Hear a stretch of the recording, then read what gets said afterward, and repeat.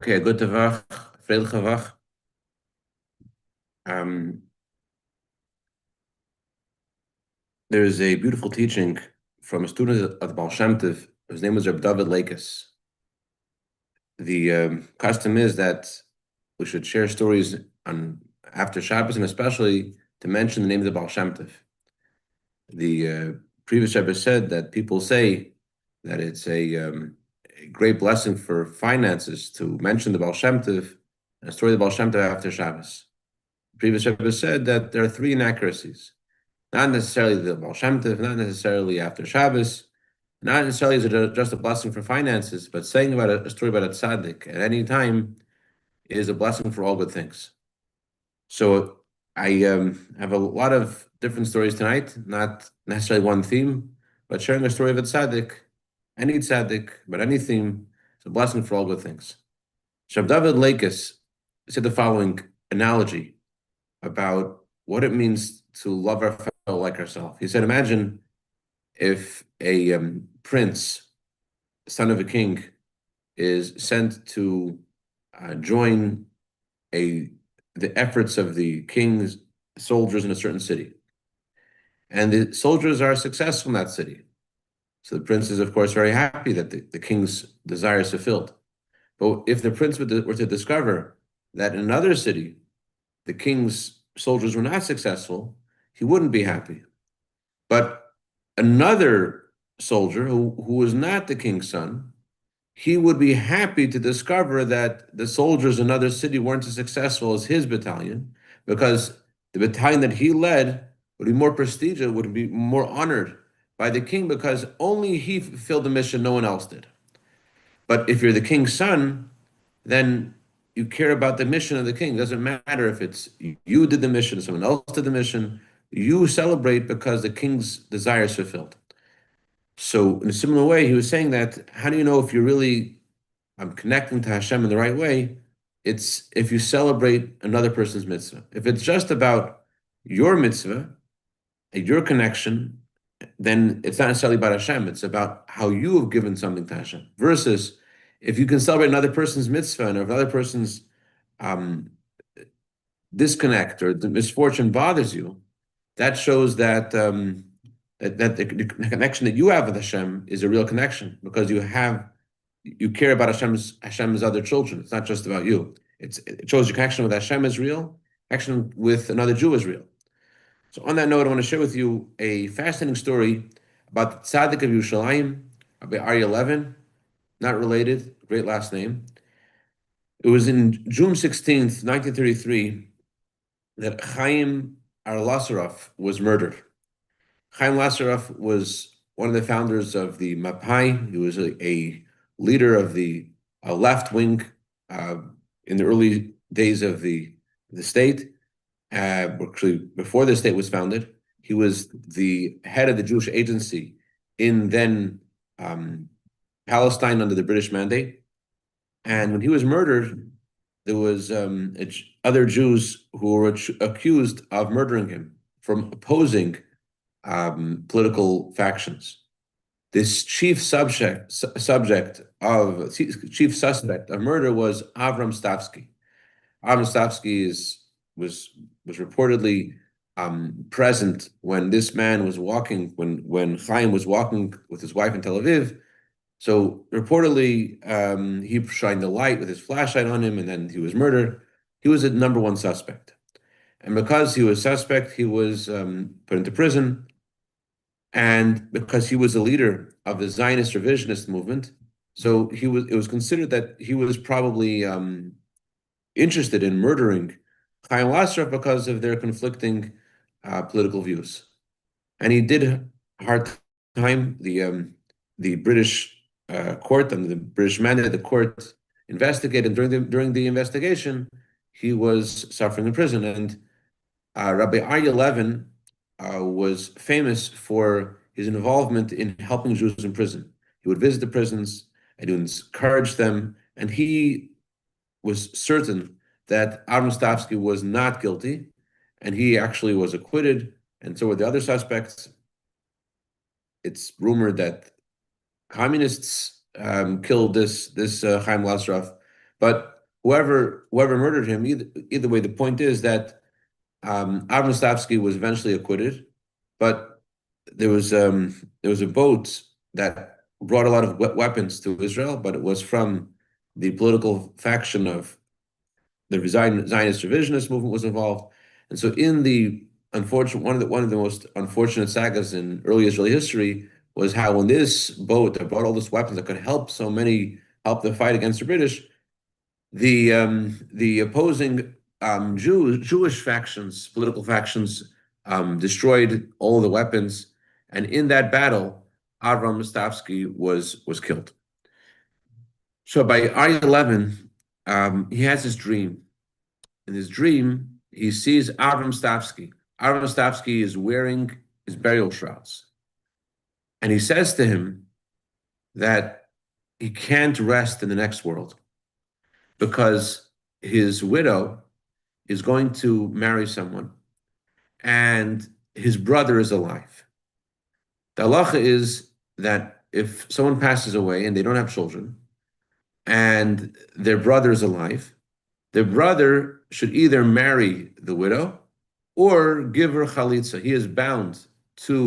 She is bound to him until he gets a right of divorce called a specific kind of divorce called chalitza. She is not allowed to get married to anybody else.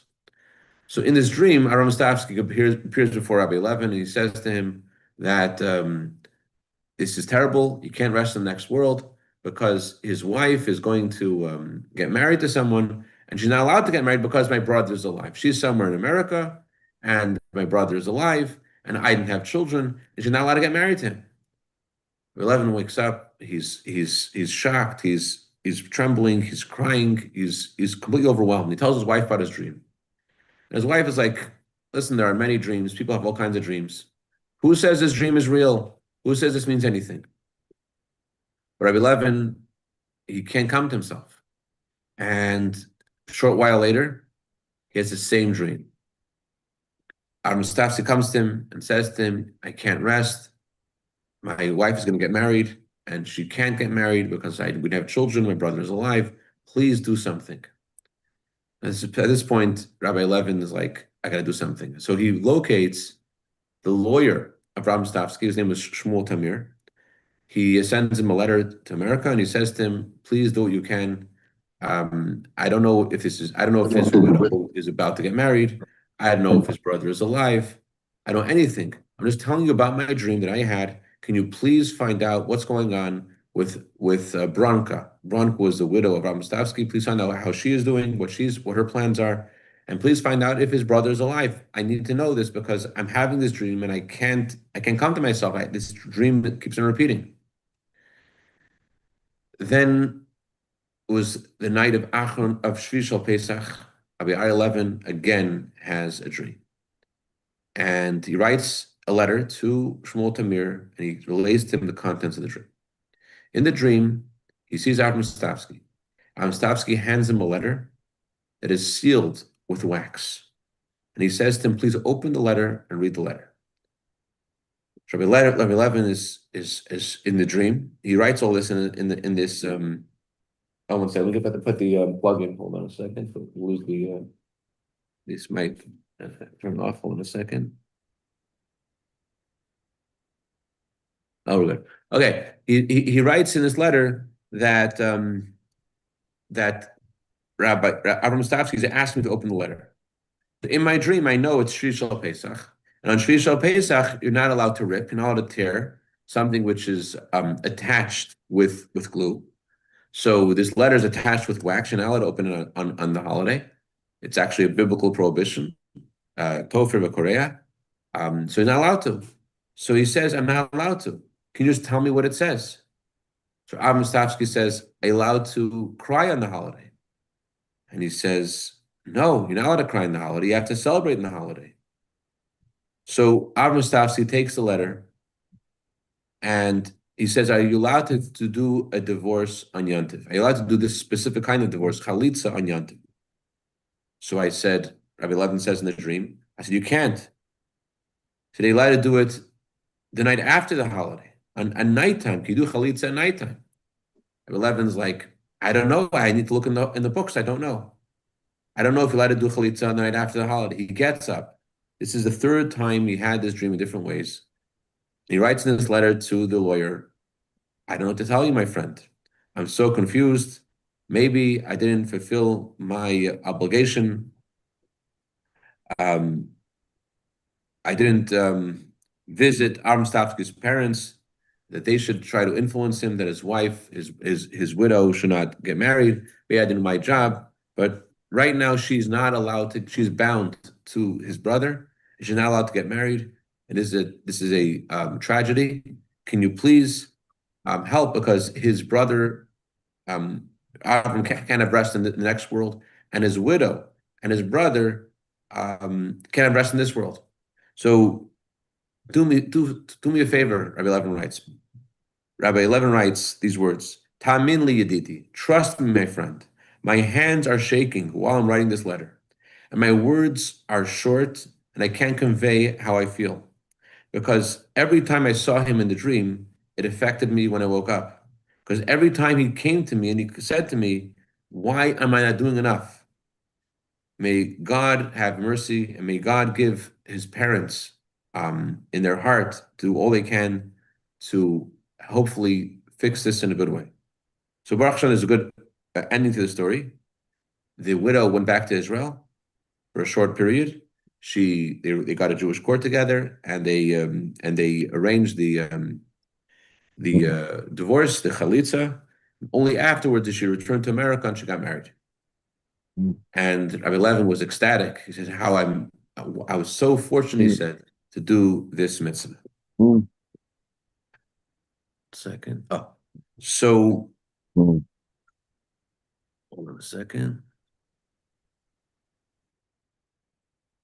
Okay. So next story I'm going to share with you, not so related to the first story, but it's a fascinating story about Shlomo Halpern. Shlomo Halpern was a grandson of the great tzaddik of Yisrael Vision, who lived in a city in Romania called Vaslui. He was the Vaslui Rebbe. And in the beginning of the First World War, Russian soldiers occupied the whole area in preparation for their battle with the Germans. And when soldiers occupy a city, especially in those days, in the time of the First World War, they occupy various homes in order to have a place to stay. So the governor of that region, he summoned the attendants of Rabbi Shlomo Halpern. He summoned the Gaboyim of him, and he said to them, you need to tell your Rebbe that he has to leave the premises immediately because the soldiers need to use his home. Now, his home was actually a palace. There are pictures of his home. It was a literal palace. His Hasidim didn't hold back any money to support their Rebbe and to support his household. His household had a huge synagogue with a place for hundreds of people to pray. There were 22 rooms in this palace. There was a outdoor area, like a garden area, where they used that for the holidays. There was a larger crowd, so there really was a huge special place, and there's no wonder that the army looked at that place as a place that they would set up as to be their headquarters. So the governor summoned the Gaboyim, he summoned the attendants of the rabbi, and he said to them that he has to leave the premises immediately. By Shabbos, the soldiers need to be there. They have to empty everything because the soldiers are coming and nothing is going to be returned. Everyone should leave by Shabbos. So this was earlier on in the week, and the attendants of the rabbi didn't want to pain their Rebbe to tell him right away what was happening. And they also were hoping that they could soften the heart of the governor, maybe could find something else, they could pay for something else, they could erect something else. But the governor was adamant, and it's like, no, this is what's going to happen. You have till Shabbos. On Shabbos, if anyone's there, we're going to forcibly remove them. No one could stay there, and everyone has to be out by Shabbos. So they had to tell their Rebbe about it, and their Rebbe, Shlomo Alperin, does not respond. Doesn't say we should go. He doesn't say we should stay. He doesn't say anything. He's just quiet. So They don't do anything. The Rebbe doesn't say anything. But the next day, it's getting closer to Shabbos. What are they going to do? And another group of Hasidim, group of followers of the Rebbe Vasily enter his room. They tell him, Rebbe, we need to evacuate. It's better that we evacuate now instead of them forcing us out. Please, let's just go. Let's evacuate peacefully so that we don't have any issues. The Rebbe does not respond at all. On Friday, they come back again. This time with the families there, the Chassidim are there, and they're begging the Rebbe, can we please leave? They're going to come here tomorrow. They're going to make it's going to be a big mess if we're here. Can we leave today? And the Rebbe responds, he won't live to fulfill his plot. That's what he says. What happened? The headquarters for for this battalion was in Bucharest. In order to get a eviction notice, eviction warrant signed, it had to come from Bucharest. So the governor had traveled to Bucharest to get this signed, and it was signed. And he went back now on Shabbos morning to Vaslui to evict the Rebbe from his home. But on the way back, the train stops somewhere, and he is going to go down from the train, and suddenly the train moves again. He loses his balance, and he is killed by the train.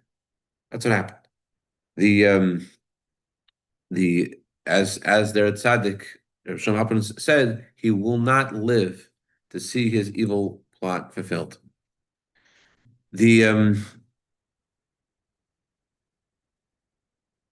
great tzaddik, Rabbi Yaakov Yosef Plama, spoke about the mitzvah of loving your fellow like yourself.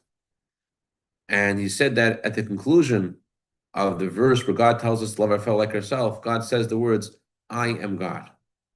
And Rabbi Yaakov Yosef explained that when someone does something to you, you don't like it, and you feel like upset, how come this person did this to me? So the conclusion of the verse is, I am God. Real meaning to say that whatever happens to you is by Hashem's hand. You shouldn't look at another person and say, this person is a source for my misfortune. I am Hashem. What's happening really is this person is just an agent. No human being has the power to hurt or to help. Whatever is happening is only coming from Hashem himself. The great tzaddik, Rav Uri Mr. Lisk, he was sleeping at night of Yom Kippur, and he sees his attendant getting up and running to the sink and grabbing a cup of water. And he doesn't disturb his attendant. He doesn't tell him it's Yom Kippur, but he's thinking maybe his life is in danger.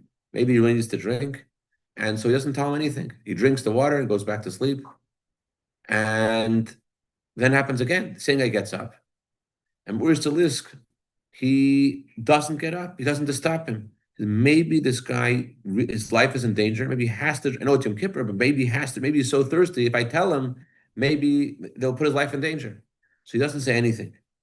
And when it happened the third time, he finally said to him, by the way, he realized his life wasn't in danger. He already had a lot of water. You should know it's Yom Kippur. But he cared so much about his fellow Jew, and that he wasn't, it's Yom Kippur. He didn't want to risk the chance that maybe this person really needed that drink of water. One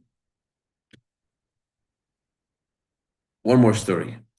The Reb Zalman Zezmer was the source of inspiration that motivated the great chassid of Hillel Paritcher to become a chassid. And one time, Reb Zalman Zezmer, Hillel Paritcher, and Reb Pesach Molstovsker, it's like the all-star team of Chabad Hasidim in that time. They met together in Lubavitch, visiting the Rebbe, and they were so delighted to see each other. And they said l'chaim to each other. Reb Zalman Zezmer was known for his brilliance. Reb Pesach Molstovsker was known for his open heart to serve Hashem in prayer. And they're saying l'chaim to each other. And Reb Pesach Molstovsker says to Reb Zalman Zezmer, he says to him, he cries, he literally cries. He says, I feel so bad for you. Your heart cannot contain what you understand. You have a lot of wisdom in there, but your heart cannot contain how much you know. And you're missing because there's so much more that what you know has to offer that you're not able to fully express that. And those are the stories I wanted to share tonight. And Hashem should bless us all with have true Ahavas Yisrael for each other. And the source of our blessings is Ahavas Yisrael, as we say in our prayers, bless us, our Father, all is one, which is see the emes bracha of the true Bikulah, Mashiach Tzedekenu.